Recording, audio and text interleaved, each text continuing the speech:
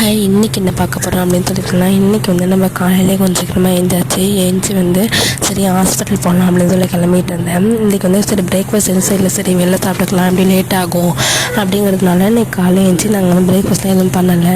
காலைல அப்படியே பொறுமையாக கிளம்பி கொஞ்சம் வந்து இதுக்கு ஃபஸ்ட்டு ஹாஸ்பிட்டல் போயிட்டோம். ஹாஸ்பிட்டல் போய் கொஞ்சம் என் ஹஸ்பண்டுக்கெலாம் வந்து கண் வந்து செக் பண்ண வேண்டியது இருந்துச்சு. ஸோ அதெல்லாம் வந்து பார்த்து கொஞ்சம் நேரம் தம்பியோட நான் இருந்தேன். அவங்க வந்து ஹாஸ்பிட்டலில் போய் பார்த்துக்கிட்டு செக் பண்ணிகிட்டு இருந்தாங்க.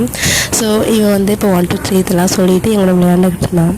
நெக்ஸ்ட்டு வந்து சரி கொஞ்சம் நேரம் டிஃபன் போய் சாப்பிட்டாச்சு. நான் தோசை இந்த மாதிரி எல்லாருமே ஒன்று சாப்பிட்டோம். நாங்களாம் சாப்பிட்டோம். நெக்ஸ்ட் வந்து பார்த்திங்கன்னா மதியம் அந்த கண் செக்கப் பண்ணுறதுக்கு லேட் ஆகிட்டு 2 மணி ஆகிட்டு. ஸோ மதியம் அது வெளில சாப்பிட்டுடலாம் அப்படின்ட்டு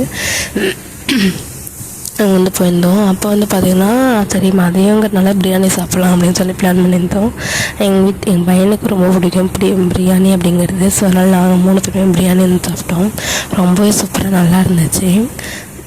ஸோ நம்ம என்ன தான் பிஸியாக இருந்தால் நமக்குள்ளே 1000 கஷ்டங்கள் 1000 கவலைகள் எல்லாமே இருக்கும். ஆனால் வந்து நம்ம ஃபேமிலி கூட அந்த விஷயத்தை நம்ம வந்து இது பண்ணக்குள்ள டைம் ஸ்பெண்ட் நமக்குள்ளே இருக்கிற எல்லாமே வந்து கஷ்டங்கள் எல்லாமே வந்து குறைய ஆரம்பிக்கும். Okay, thank you.